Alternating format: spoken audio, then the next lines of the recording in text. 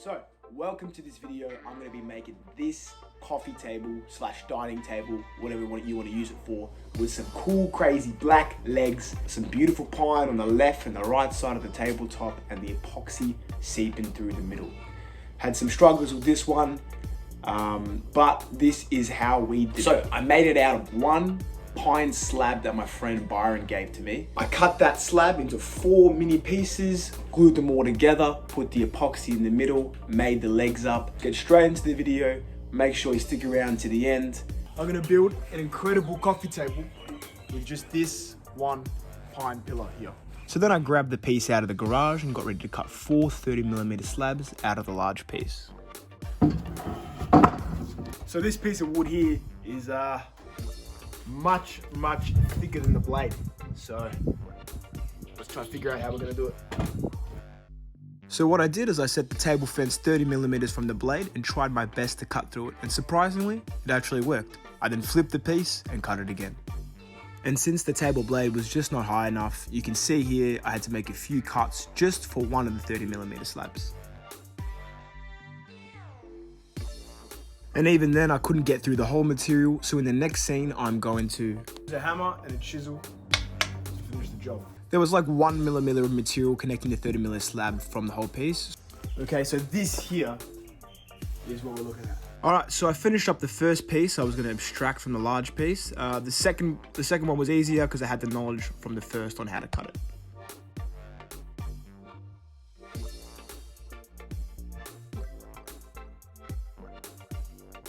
And there you have it, 2 beautiful looking 30mm thick pine slabs that we're gonna go through the table planer to ensure they were perfectly flat and smooth. I chucked them through a couple of times and this process took about 10 to 15 minutes. All right, now that we've done 2 of them, we've got 2 to go. On to the third. This one was easier as it was lighter to push through the table saw because there was less material. Chiseled the third piece out and got ready to put the 4th on the table saw. This one was obviously the easiest because it was just a basic, simple cut. And then chiseled that one out and I was ready to move on to the next part. So we've got 4 nice pieces here now. I'm gonna cut them here so they can glue up nice together. Let's go. So if that wasn't a good enough explanation, I was thinking of cutting 1mm off each side of each of the boards, basically making the glue part extremely reliable.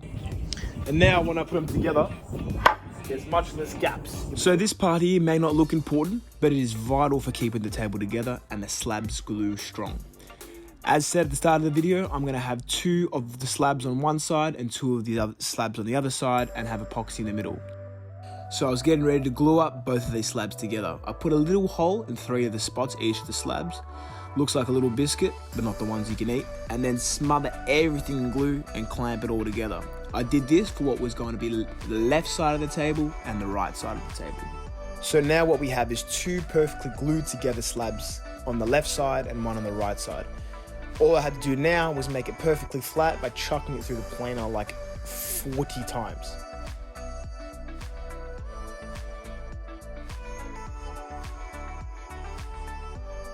Already, all this piece is perfectly ready. I've got to cut the length off so it's perfectly 90 and it matches the same height as the epoxy mold. So let's go.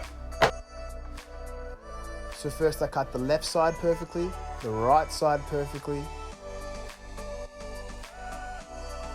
and then all together I cut the epoxy, the left and the right side to absolutely make sure that no epoxy would seep through during the pour. I clamped both of the boards down to the epoxy, try to make the epoxy more perfect, chucked the screws in and was ready to do the pour.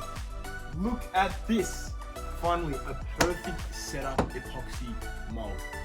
We're going to pour the epoxy in the middle here and hopefully we're going to get a nice top of the dining table. Alright baby, so we've got the tabletop here, now it's time for the legs. For the legs I was going to make 2 X-shaped legs and then join them together with 1 long member. The 2 X-shaped legs will be made up of 4 mini members, cutting the height of these members in the previous video and then planing the height of these members in this video here.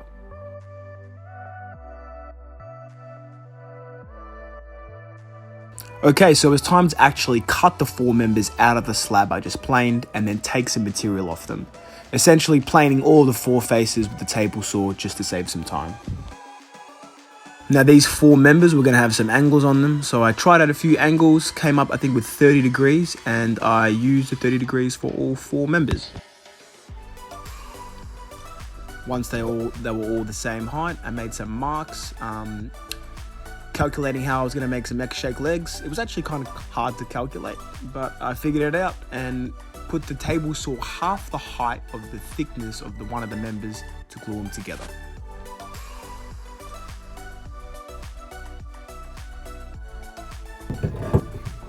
So just like with Japanese joinery, it should glue together perfectly. It should stick together perfectly without even needing glue.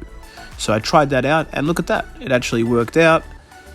Although obviously I used glue and some screws to keep it together to make sure it was extremely strong.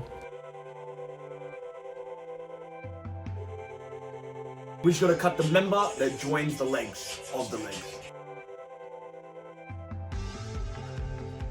So once that was cut up, I glued together the 2 X-shaped legs with that one long member that I just cut and got ready to sand the actual tabletop. Sanding is not only the most boring part to watch, but it is also the most boring part to do. So just for you guys, I times 50 speed on the sanding. Now to finish up the tabletop, we're gonna glue the left side and the right side together. Let's get into it. For the epoxy, the night before, we had to pour the part A and the part B together and slide our fingers across the edges of the left side and the right side so that when you do the actual pour, no epoxy seeps through into the wood. I also put silicone and some spray so that it wouldn't stick to the MDF board. But as you will see later, it ends up eventually sticking to the MDF board because I used the wrong MDF board like an idiot.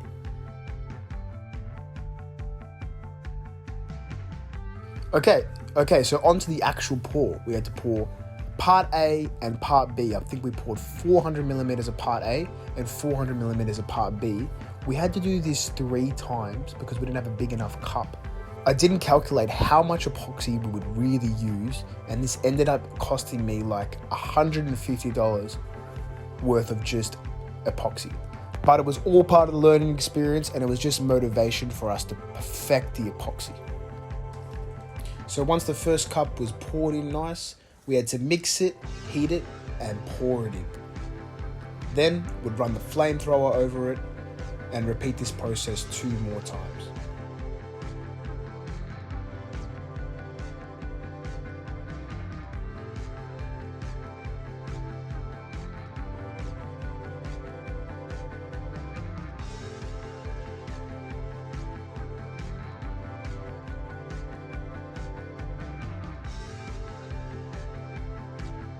While I was waiting for the epoxy to set, I thought I'd get some nice black spray paint and spray paint the legs black.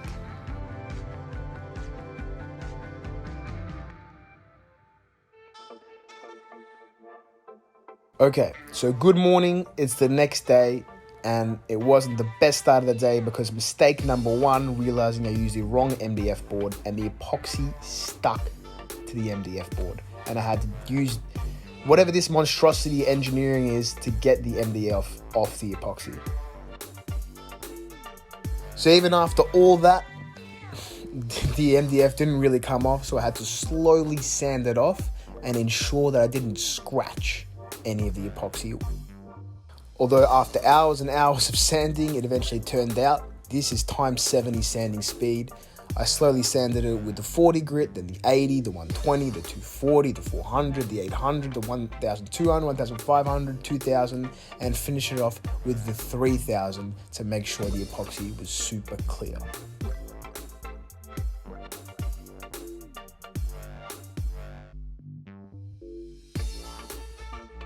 After I sanded both sides of the actual tabletop, I had to sand the edges and the sides in the same process. Obviously this one took a lot quicker, but it was still a pain in the bum.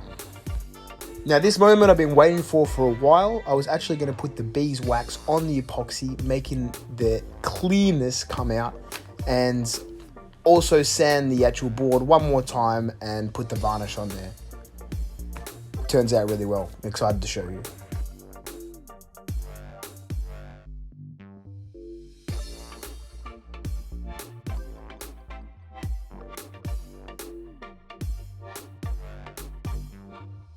Now, if you made it this far into the video, this is the last step, gluing and screwing the legs onto the tabletop and also varnishing the actual top of the tabletop, which I hadn't done yet. And you can see here that the table's a little bit wobbly. I did fix this. I added some length to one of the legs, but obviously didn't do it yet. So here's a nice little satisfying shot of me varnishing the top of the tabletop and beeswaxing the top of the epoxy.